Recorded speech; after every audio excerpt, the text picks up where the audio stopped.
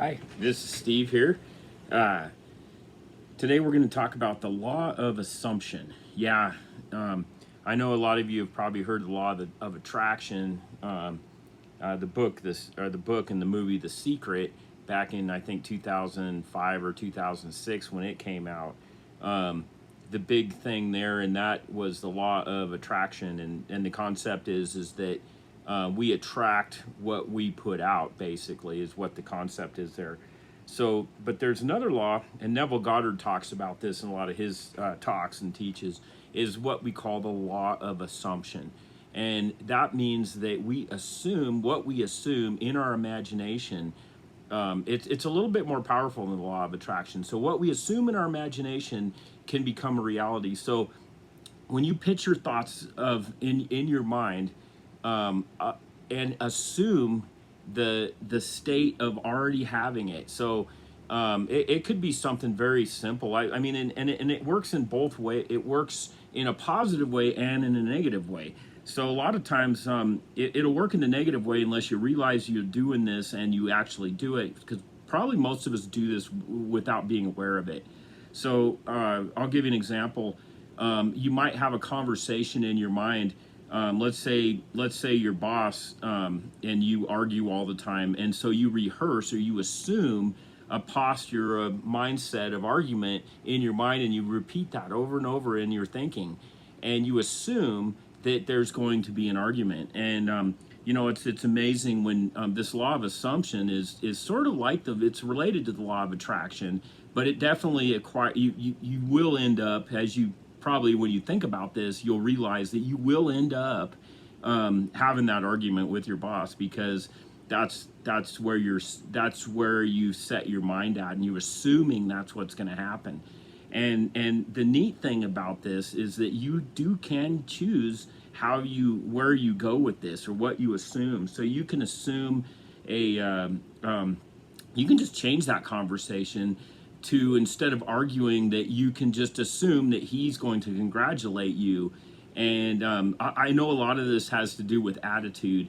Attitude and assumption, I think, are cousins to each other. So if your attitude is good and right, depends on your attitude. Whichever your attitude is will determine whether this will work or not. And so if you just assume that you're going to have, your boss is going to say, man, you're doing such a great job, I'm going to give you a raise, and you just assume that, you take that position with that attitude.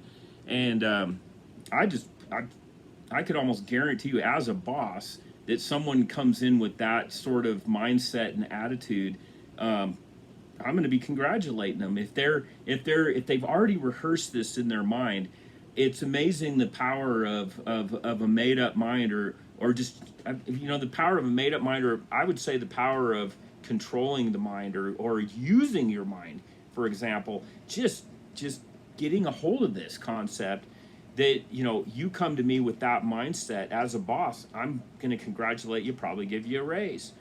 And so financially, this law of assumption, assuming the thing is already done, but then rehearsing it in your mind as it already done, that you're just assuming that your boss is going to argue with you will cause the boss to argue with you. Assuming that the boss will congratulate you will cause the boss to congratulate you. It's very a simple concept, but it can affect your paycheck and the way you see yourself. So again, this law of assumption is just a fascinating, interesting concept, and it really is. It's a lot deeper than the law of attraction. Even though I do believe in the law of attraction, I think what we attract what we are, and so it is actually another law. But the law of assumption is like one step more than that, because it's using that law of attraction, but then it's assuming, it's more powerful because it's assuming that it's already done. So this is a very powerful, interesting concept, and I think if you use it correctly, you can use it to. I think it could work in anything. For example, let's say you have a teenager that's just out of control, and that teenager is just giving you lots of trouble, and all they're doing is partying all the time, lying, sneaking out at nights, things like that. I believe 100% that you could use this law of assumption to mold and change that teenager's attitude. And it has to be done in great faith and no doubt.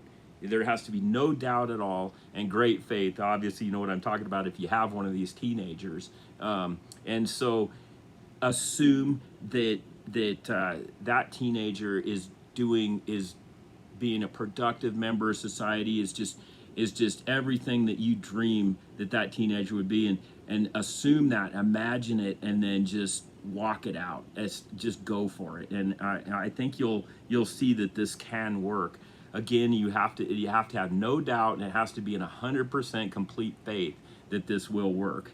And in your imagination, you just constantly, and make sure that your voice or your talk or your words that come out of your mouth is affirming to that. You don't have to lie about it. How's your teenager doing? You don't say, oh, they're just doing awful, they're sneaking out at night.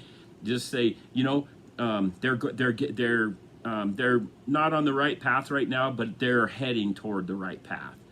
And and just imagine and assume the best. Think on these things. Imagine and think on the best. So I'm going to cut this off short today, but this is an exciting topic, the law of assumption. So if I hopefully I inspired you today, look it up, study it, and you can do it. So have a great day, and I'm really glad to be able to come to you today. And by the way, it's July 30th, 2020, and it's going to be a great day. Thanks a lot. You have a wonderful day. Bye bye.